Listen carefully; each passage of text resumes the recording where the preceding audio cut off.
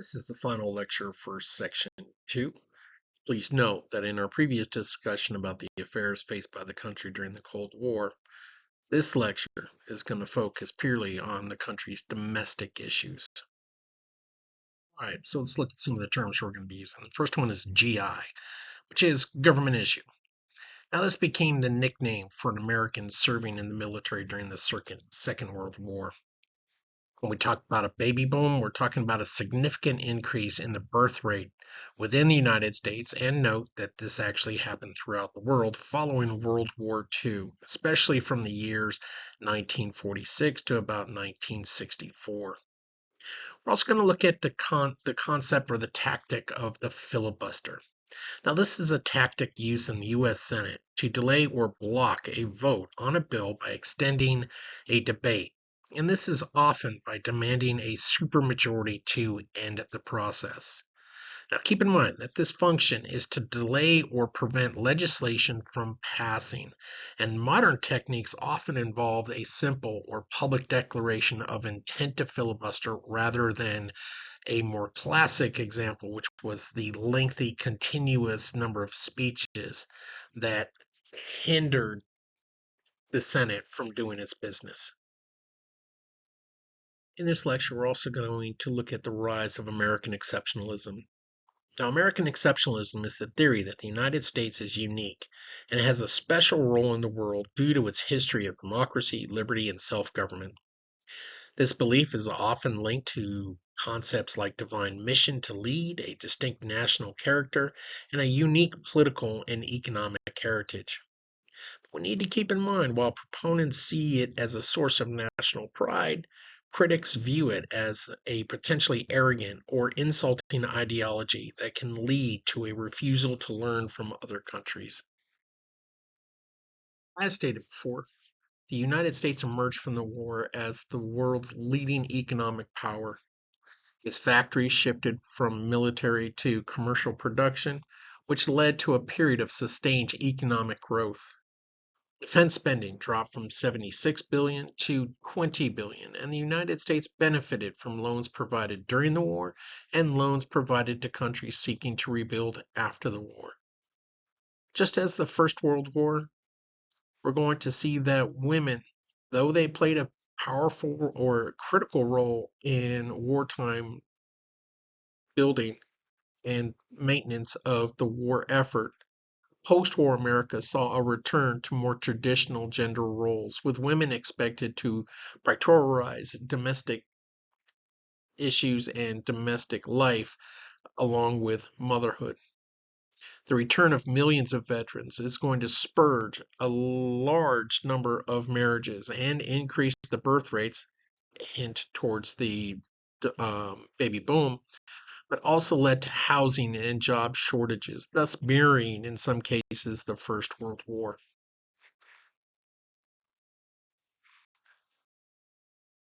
To ease the transition of millions of returning soldiers, the country enacted the Servicemen Readjustment Act of 1944, also known as the GI Bill or the GI Bill of Rights. It was monumentous legislation that provided returning veterans with economic benefits, housing loans, and funds for starting new businesses. The redirection of soldiers into colleges allowed the U.S. to avoid the problems that were faced during the First World War by easing the number of returning soldiers into the workforce. The bill paid for 4 years of college and opened new state colleges, and we're going to see that by 1947, vets made up more than half of the country's college students. The GI Bill also significantly contributed to the rise of the middle class and the growth of suburbs throughout the country. It should be noted that former African American soldiers, though included in the GI Bill, faced numerous obstacles not experienced by white participants. However, the opportunities provided played a significant role in Black Americans entering into higher levels within American society. Now officially known as the Labor Management Relations Act of 1947, the Taft-Hartley Act was a United States federal law that sought to reduce the capabilities of U.S. labor unions. The act significantly reshaped labor relations in the United States and sparked intense criticism from labor leaders and President Truman himself. We'll see that the act passed over President Truman's veto and empowered the states to enact right to work laws that prohibited union security agreements, thus restricting certain types of strikes and boycotts that they could conduct, including secondary boycotts and jurisdictional strikes. In the 1948 election, Truman turned to the political left by discrediting Republicans, whom he labeled as having a do nothing Congress. However, the Democrats were experiencing division concerning the question of civil rights when segregationists of the states' rights Democratic Party ran Strom Thurmond to oppose Truman during the primary. Polls and political analysis widely predicted a Republican victory for Thomas E. Dewey. However, Truman won the elections, defeating Dewey by over 2 million popular votes and securing a majority in the Electoral College. This marked the Democratic Party's fifth consecutive win in a presidential election. In 1949, Truman enacted the Fair Deal, aspiring to build upon the New Deal programs of his predecessor, Franklin Delano Roosevelt. It focused on issues such as civil rights, national health insurance, and raising the federal minimum wage. A part of the deal, known as the National Housing Act, provided federal funding for low-income housing, raised the minimum wage federally, and extended Social Security coverage to more Americans. However, many of the Fair Deal proposals faced strong resistance from conservative Democrats and Republicans in Congress. This opposition stopped proposed anti-lynching acts, federal aid to educational programs, and a repeal of the Taft-Hartley Act. In December of 1946, Truman appointed the President's Commission on Civil Rights, which sought, as he put it, more adequate means and procedures for the protection of civil rights of the people of the United States. A little less than a year later, the Commission proposed increased federal enforcement of civil rights for minorities. The rift Truman's commission created within the Democratic Party highlighted the strong resistance to civil rights legislation from Southern lawmakers. After being stopped by the Southern political opposition, Truman resorted to the use of executive powers by bolstering the Civil Rights Division, appointed the first African American judge to the federal bench, and named several African Americans to high-ranking administrative positions. The greatest of his executive orders occurred on July 26 of 1948, when Truman issued Executive Order 9981, which mandated the desegregation of the U.S. Armed Forces. The order declared that there would be equality of treatment and opportunity for all persons in the military, regardless of race, color, religion, or national origin. This is widely considered a landmark step towards racial equality and a catalyst for broader civil rights movements, and will help inspire future civil rights activism and legislation. While initial resistance was significant, especially in the southern states, the need for manpower during the Korean War forced greater integration among the soldiers, which resulted in over 90% of its black troops being integrated within the ranks by 1953. As seen in the response to Truman's attempts to increase the civil rights of African Americans, Southern Democrats openly criticized the new social focus of the Democratic Party. These Southern Democrats became known as state rights Democrats, or, as they were more commonly known, Dixiecrats. Their states' rights argument, which dated before the Civil War as a defense for slavery, openly called for segregation forever, which later would become their slogan. The Dixiecrats called for freedom from governmental interference, allowing individuals or organizations to do business with whomever they wanted. They criticized decades of perceived infringement on the rights of Southern whites and linked the growing civil rights movement to communism. As time passed, the Dixiecrats started to lean closer to the Republican Party's economic values, while the Republicans began to lean towards the Dixiecrats' social stance. As a partial result of the Cold War, the American way became a popular theme referring to the nationalist Christian ethos that purportedly required all Americans to adhere to principles of life, liberty, and the pursuit of happiness in the form of American exceptionalism. At its center existed the idea that upward mobility was achievable by any American through hard work, and that the American way was only possible in the U.S. because of the nation's unique culture.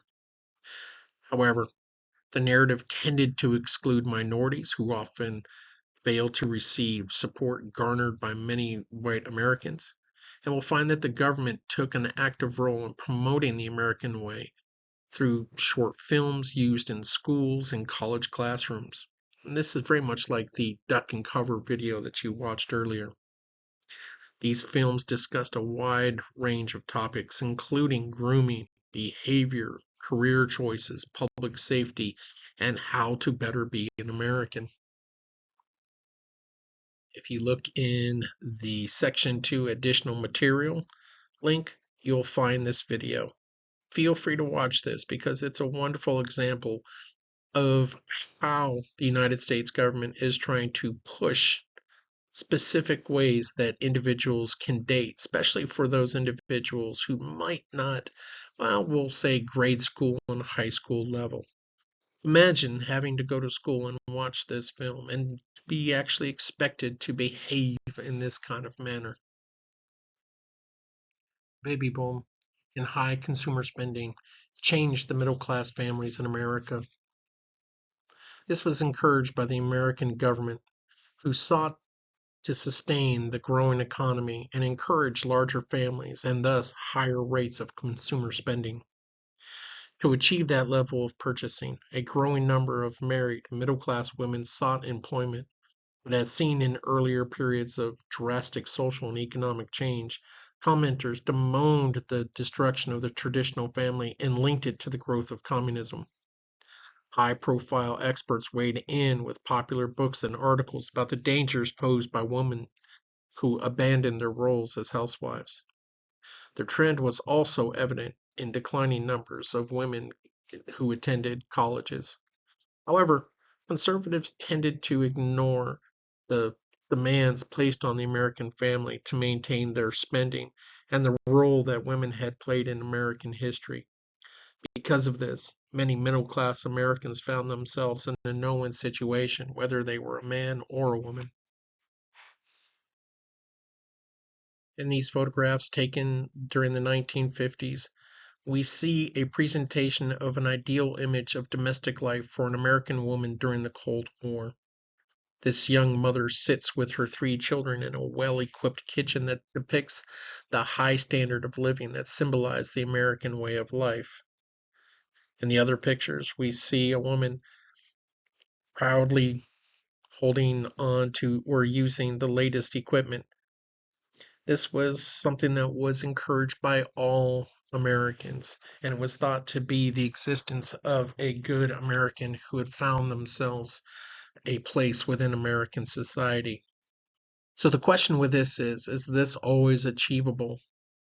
Is this a perceived image that we wanted to put out, or could this have actually been the way that most people live? If you want, look at today's society, look at the demands upon people, and remember, they were not that much different than the demands placed on people in the 1950s. Just as in World War I, the United States gained economic prosperity from its numerous wartime loans.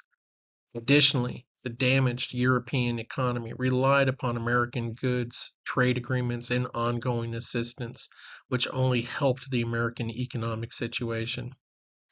The Cold War's demand for increased military spending, not historically normal for a post-American economy, created well-paying civilian jobs that politicians jealously protected. It is essential to understand that these favorable conditions were only temporary as Europe began to rebuild out of its rubble. Once free of the destruction of the Second World War, both European and Asian countries began to end their dependence on the United States and in turn became competitors with the United States. When we look at Eisenhower's presidency, we find that it inspired confidence in many Americans as he adopted a middle of the road style of leadership. Although his presidency included 2 brief recessions, he presided over an extensive increase in real wages for Americans. This administration adopted a moderate conservative approach, balancing individual freedoms with government assistance. He expanded Social Security, increased the minimum wage, and established the Department of Health, Education, and Welfare. One of Eisenhower's most enduring legacies was the creation of the Interstate Highway System in 1956, which brought greater mobility to all Americans within the states and across the country as a whole. This vast network of roadways stimulated the economy, improved national defense, and increased transportation. Though it was developed in the 1930s, television, or TV, came into its own as a dominant mass media after the war.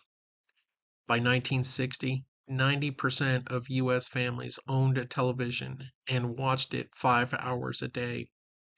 As film had defined and shaped the world in the 1920s, television also had a significant effect on the country during and well after the 1960s. Depending on the channel or show, it challenged, conformity, status, and materialism, while in others, it reinforced them.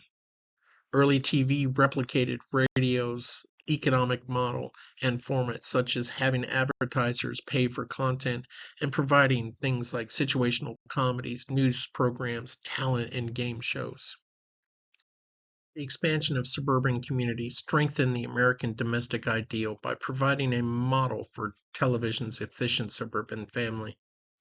Suburban life encouraged women to stay home, encouraged families to attend church services, and as it stated before, encouraged commercialism as a way to stay current and popular within the community. In the suburban communities, class divisions narrowed as barriers to home ownership fell, and the post-war economic boom elevated many families into the middle class. These families had similar incomes, lived in identical or nearly identical houses, and were generally at the same stage in their lives. Suburban communities also helped reduce some of the period's racial divisions among Euro-Americans, a trend that was accelerated by World War II. On the other side, the suburbs' emphasis on conformity had adverse effects on women as many began to feel trapped in the role of housewife and began to seek ways out. In many cases, it affected men too, as the expectation that men would always support the family as the woman stayed home made it difficult to meet the social demands of commercialism, and thus forced both parents to work, thus placing them in the crosshairs of conservative commenters. Aside from placing unachievable expectations on American members of the middle class, restrictive convents barred most African Americans and Asian American families from living in suburban neighborhoods. The term redlining derives from the Home Owners Loan Corporation, HOLC, which shaded minority neighborhoods in red, signifying that they were risky investments. Green and blue areas were considered good areas, while yellow and red areas were designated as declining or hazardous. Typically, the red areas were those that maintained high concentrations of black residents and other people of color. We'll find that banks refused to loan money for new homes or improvements in yellow or red areas. Government subsidies for suburban home building and prejudice against lending to minorities denied African Americans and other people of color a place within these communities, thus again leaving them outside the mainstream of American life. It should be noted that these practices of redlining had a long-term effect on minority families and their success in American society as a whole. We're going to find that the new media of television brought the political process into the home as never before. Its rapid expansion dramatically reshaped American politics as it influenced campaigns, public perceptions of the candidates, and the dissemination of political information. Delivering the political message was no longer the only issue, because with TV, how one appeared while delivering the message also became important. We're going to find that Dwight D. Eisenhower and Richard Nixon became the first TV administration in 1952 and watched as the media transformed the nature of political conventions, campaign strategies, and even the way politicians interacted with their constituents. The one group that benefited the most from television was the civil rights movement, as it brought the struggles they faced and the violence used against them into American homes. 15 years after the baby boom, America's adolescents became the focus of American businesses on economic, social, and cultural fronts.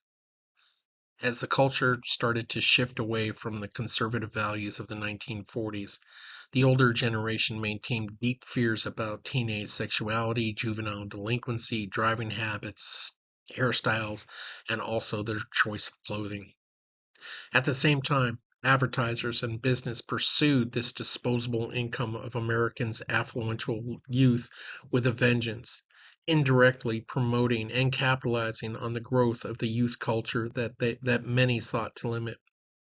A theme we have discussed before as it concerned American capitalism and social change applies here.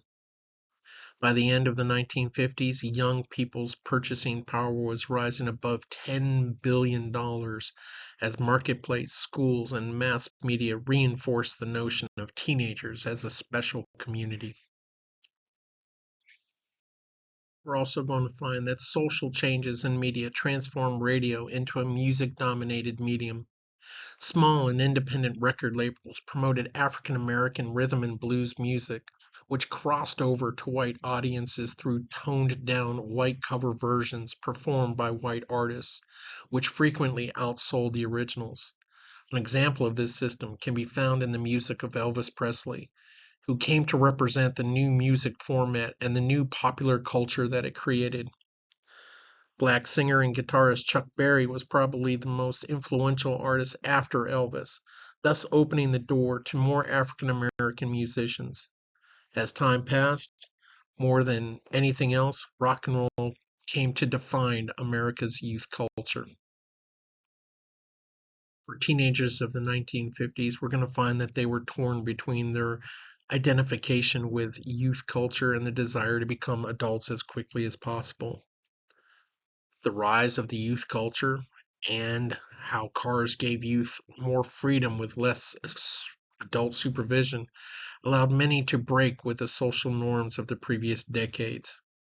Some linked rock and roll to juvenile delinquency, especially as films like The Wild One and Rebel Without a Cause showed the different reactions of youth and adults to growing up in America and the increasing generation gap. Individuals like Marlon Brando, James Dean, and Elvis Presley embodied the appeal of rebellion and a membership in a community defined by youth. Following World War II, African American demands for equality evolved into the civil rights movement of the 1950s and 60s. The mass migration north brought political power to many African Americans through the northern wing of the Democratic Party. The National Association for the Advancement of Colored People, the NAACP, used the court system to challenge state laws and regulations that discriminated against Black Americans. With the ever so slight softening of institutional racism throughout the 1950s, African Americans broke numerous color barriers, such as Jackie Robinson's entrance into Major League Baseball, Ralph Bunche's winning of the Nobel Prize, and of course the earlier mentioned growth of rock and roll. Throughout the South, segregation and institutional racism remained the law of the land, as it had been for nearly 100 years. Custom dictated law, keeping Black Americans as second-class citizens with no effective political rights. despite the Civil War and Reconstruction. During that time, African Americans learned to survive by not challenging the situation. But after the Second World War and Korea, many of the returning veterans began to openly question the system. The 1955 murder of Emmett Till and the acquittals of his murderers only served to galvanize the black community in the American northern states. Emmett Lewis Till was an African American teenager who was lynched in Mississippi at the age of 14 after reportedly doing nothing more than flirting with a white woman. Though at first it received less attention in the white press, the story made it into American homes and would further spark debate in the country about equality and where it needed to be established. One of the most significant accomplishments of the NAACP was a series of court cases challenging the constitutionality of segregation. In the Supreme Court case Brown versus Board of Education, the newly appointed Chief Justice Earl Warren led the court in declaring that separate educational facilities were inherently unequal. Unfortunately, the court failed to establish a clear timeline for implementing the decision, ordering desegregation to be accomplished with quote-unquote all deliberate speed. This left room for interpretation of the word speed, which allowed the southern states to delay enforcing the SCOTUS decision as long as they saw fit. No matter, though, Brown versus the Board of Education opened the door for the use of the federal court systems to push for civil rights. Though reluctant federal and state government support weakened the strategy, forcing black communities to bring their fight into the court of public opinion.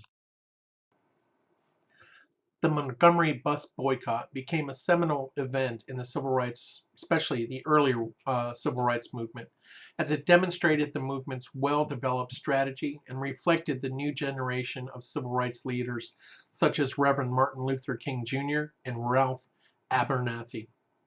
Unfortunately, it also demonstrated the irrational and at times self-destructive response of the Southern white opponents to the civil rights movement.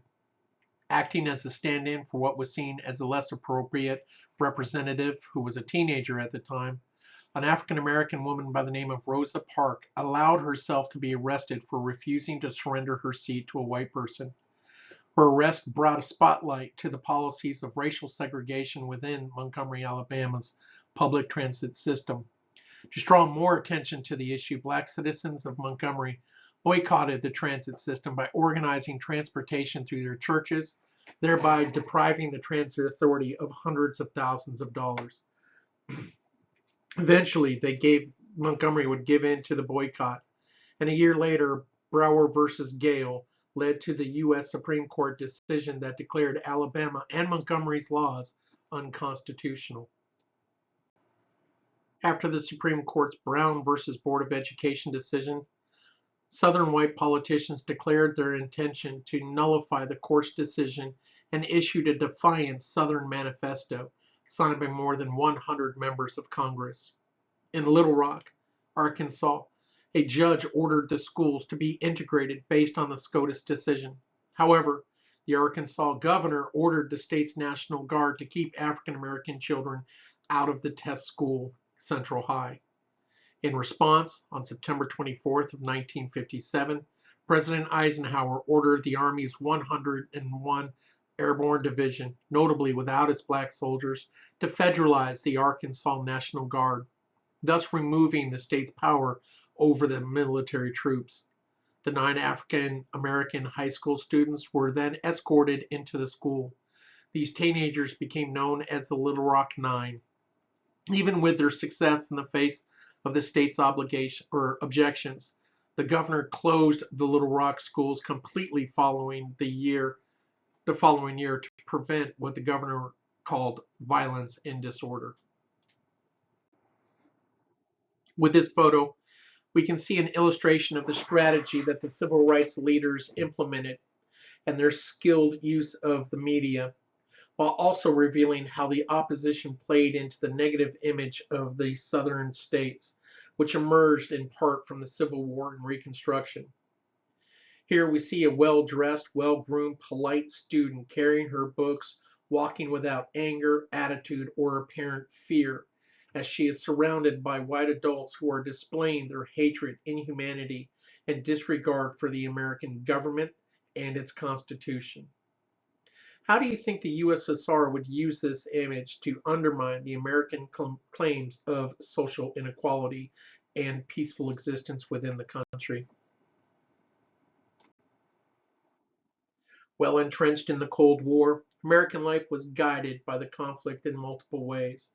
The United States benefited from its success in the Second World War, which gave it opportunities not seen in other countries, though, as mentioned before, it was temporary, as European and Asian countries would eventually regain their former economic status in the world, or if not surpass it. This was a period of economic bliss, which allowed the United States to maintain a growing military, launch a massive space program, spur innovation, and implement numerous new social programs.